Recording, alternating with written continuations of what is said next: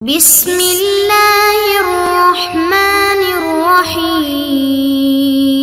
السلام علیکم معزز طلباء کرام، آپ سب کیسے ہیں؟ آج ہم نور الانوار کے سبق نمبر 412 کو پڑھیں گے۔ آج کے ہمارے سبق کا عنوان ہے احناف پر وارد ہونے والے اعتراض کا جواب۔ آج کے ہمارے سبق کی عبارت فَأَمَّا قَيْدُ الْإِسَامَةِ سے شروع ہوتی ہے۔ آئیے سب سے پہلے عبارت پڑھ کر اس کا ترجمہ کرتے ہیں، اس کے بعد اس کی وضاحت کی طرف بڑھتے ہیں۔ مصنف علیہ رحمہ لکھتے ہیں فَأَمَّا قَيْدُ الْإِسَامَةِ وَالْعَدَالَةِ فَلَمْ يُوجِبِ النَّفْيَ جواب عما يرد علينا من النقضين وهو أنكم قلتم إذا ورد الإطلاق والقيد في السبب لا يحمل أحدهما على الآخر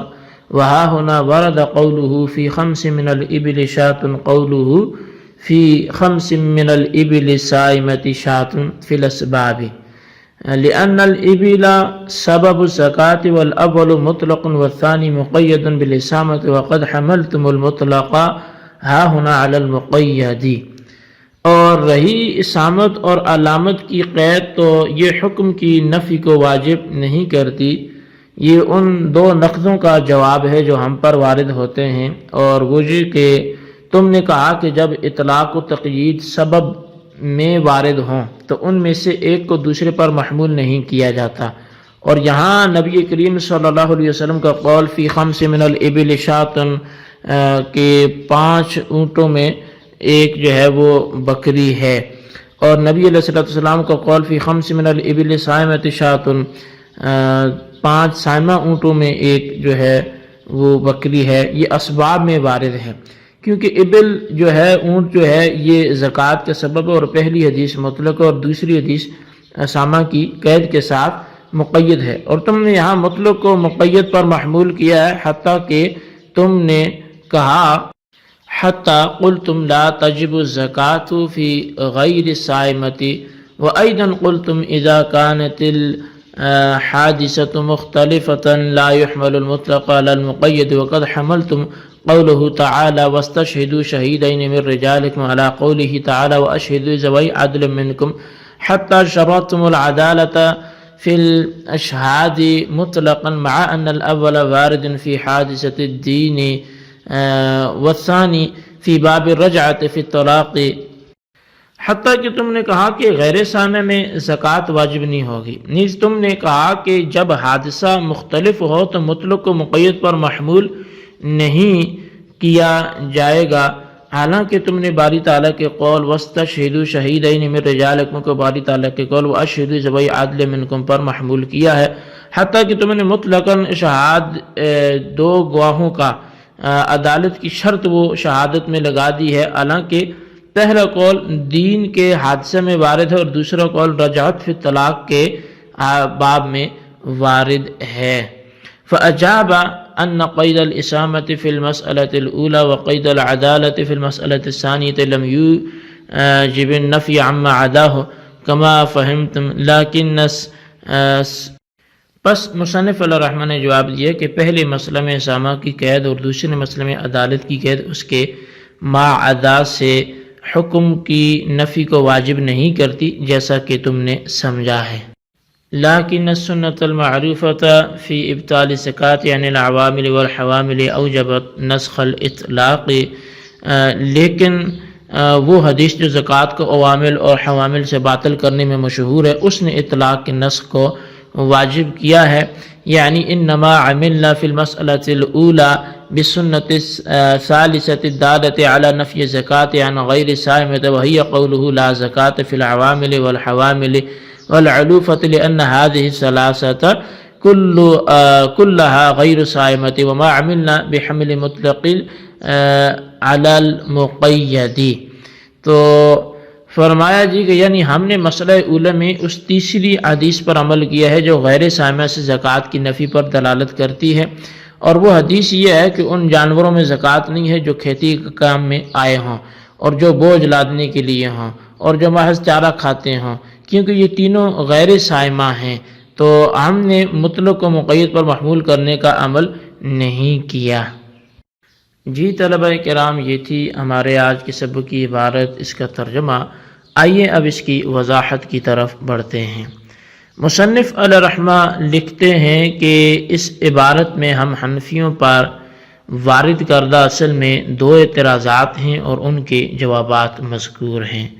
پہلا اعتراض تو یہ ہے کہ احناف اس بات کے قائل ہیں کہ جب مطلق اور مقید سبب میں وارد ہوں تو ان میں سے مطلق کو مقید پر محمول نہیں کیا جاتا، جیسا کہ پہلے گزر چکا ہے۔ حالانکہ ہم دیکھتے ہیں کہ مطلق اور مقید سبب میں مذکور ہیں، مگر اس کے باوجود تم نے مطلق کو مقید پر محمول کیا ہے۔ مثلا ترمذی میں باب صدقہ کے سلسلے میں رسول اکرم صلی اللہ علیہ وسلم کا ایک تفصیلی خط ہے، جس کا ایک جزیہ یہ ہے کہ فی خمس من الابل شاۃ، یعنی ہر 5 اونٹ میں ایک بکری ہے۔ اور ایک دوسری حدیث میں فرمایا کہ فی خمس من الابل صائمۃ شاۃ، کہ یہ الفاظ ذکر، یعنی ہر 5 چرنے والے اونٹوں میں ایک بکری ہے۔ اب یہ دونوں حدیثیں اسباب میں مذکور ہیں، کیونکہ یہ دونوں حدیثیں اونٹوں کے بارے میں ہے اور اونٹ زکوٰۃ کا سبب ہیں۔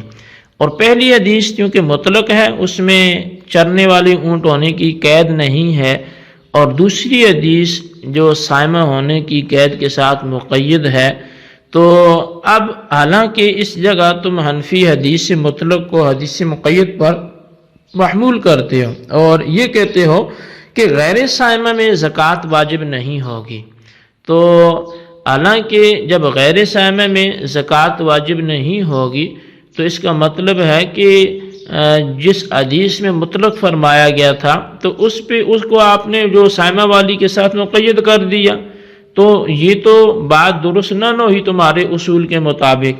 یہ ایک اعتراض تھا۔ اور دوسرا اعتراض یہ ہے کہ تم کہتے ہو کہ اگر حادثہ الگ الگ ہو تو مطلق کو مقید پر محمول نہیں کیا جاتا، حالانکہ آپ حضرات ایسی صورت میں مطلق کو مقید پر محمول کرتے ہیں۔ مثال کے طور پر حادثہ جو ہے دین میں اللہ تبارک و تعالیٰ کا جو قول ہے وَاسْتَشْهِدُوا شَهِيدَيْنِ مِن رِجَالِكُمْ، یہ مطلق ہے کہ تم اپنے مردوں میں سے 2 بندوں کو گواہ بنا لو، اور عدالت کی قید یہاں نہیں لگائی گئی کہ وہ عادل بھی ہو، جبکہ جو طلاق میں رجوع کے حوالے سے وہاں اللہ تبارک و تعالیٰ کا جو فرمان ہے وہ یہ ہے کہ وَأَشْهِدُوا ذَوَيْ عَدْلٍ مِّنْكُمْ، کہ تم اپنوں مردوں میں سے، اپنے افراد میں سے 2 عادل بندوں کو گواہ بناؤ۔ اب شاہدین کا لفظ عدالت کی قید کے ساتھ یہاں پر مقید ہے، ایک آیت میں غیر مقید ہے، دوسری میں مقید ہے، اور تم لوگ مطلقاً گواہی میں عدالت کی شرط لگاتے ہو۔ لہذا اس سے بھی ثابت ہوا کہ حادثہ کے مختلف ہونے کے باوجود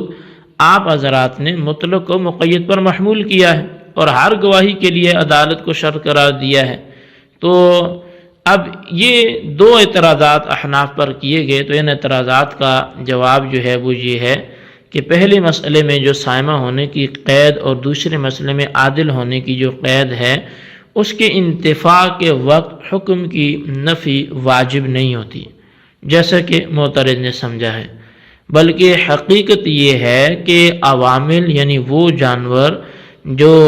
جانور کھیتی کے کام میں آتے ہوں، اور حوامل یعنی جو جانور بوجھ لادنے کے لیے ہوں، یا علوفہ یعنی وہ جانور جو محض چارہ کھاتے ہوں،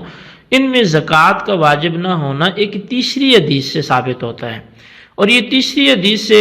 ثابت ہونا وہ جو ہے وہ تیسری حدیث ابل کے اطلاق کو منسوخ کر دیتی ہے۔ تو حاصل یہ کہ پہلے مسئلہ میں غیر صائمہ سے زکوٰۃ ساقط ہونے پر سابقہ دونوں حدیثوں کے علاوہ ایک تیسری حدیث دلالت کرتی ہے، اور یہ تیسری حدیث یہ ہے کہ لا زکوٰۃ فی العوامل والحوامل والعلوفۃ، کہ عوامل، حوامل اور علوفہ میں زکوٰۃ نہیں ہے۔ تو گویا رسول اللہ صلی اللہ علیہ وسلم نے فرمایا کہ غیر صائمہ میں زکوٰۃ واجب نہیں ہے، کیونکہ یہ تینوں جانور غیر صائمہ ہیں۔ بس ہم نے زکوٰۃ ابل کو صائمہ کی قید کے ساتھ اس حدیث سے مقید کیا، نہ یہ کہ مطلق کو مقید پر محمول کیا ہے۔ اور جب ایسا ہے تو مطلق کو مقید کرنے کا اعتراض ہم پر وارد نہیں ہوگا۔ اچھا، اسی طرح دوسرے جواب کا حاصل یہ ہے کہ ہم نے دوسرے مسئلے میں سابقہ دونوں آیتوں کے علاوہ ایک تیسری آیت پر عمل کیا ہے جو فاسق کی خبر میں توقف اور تحقیق کے بارے میں وارد ہوئی ہے۔ چنانچہ اللہ تبارک و تعالیٰ نے فرمایا یا ایھا الذین آمنوا ان جاءکم فاسق بنبأ فتبینوا، کہ پس اگر تمہارے پاس کوئی فاسق آئے خبر لے کے تو اس کی تحقیق کرو۔ بس چونکہ فاسق کی خبر واجب التوقف اور واجب التحقیق ہے، اس لیے مخبر یعنی جو خبر دینے والا ہے اس میں عدالت شرط قرار دی گئی۔ تو غرض ہم نے اس مسئلہ میں مطلق کو مقید پر محمول نہیں کیا، بلکہ اس تیسری آیت کی وجہ سے گواہی کے لیے عدالت کو شرط قرار دیا، اور جب ایسا ہے تو ہم پر مطلق کو مقید پر محمول کرنے کا اعتراض بھی وارد نہیں ہوگا۔ جی طلبہ کرام، یہ تھی ہمارے سبق کی آج کی عبارت، ترجمہ وضاحت، اس کو اچھی طرح سمجھے اور بالخصوص ان سوالات کے جوابات دیں، خلاصہ بھی رجسٹر پر ضرور لکھیں۔ سوال نمبر 1 یہ ہے کہ احناف پر وارد ہونے والے پہلے اعتراض کا جواب دیں، اور سوال نمبر 2 یہ ہے کہ دوسرا اعتراض میں جواب تحریر کریں۔ اللہ تبارک و تعالیٰ سے دعا جو کچھ ہم نے پڑھا سنا سے یاد رکھنے کی توفیق نصیب فرمائے، آمین بجاہ النبی الامین صلی اللہ علیہ وسلم۔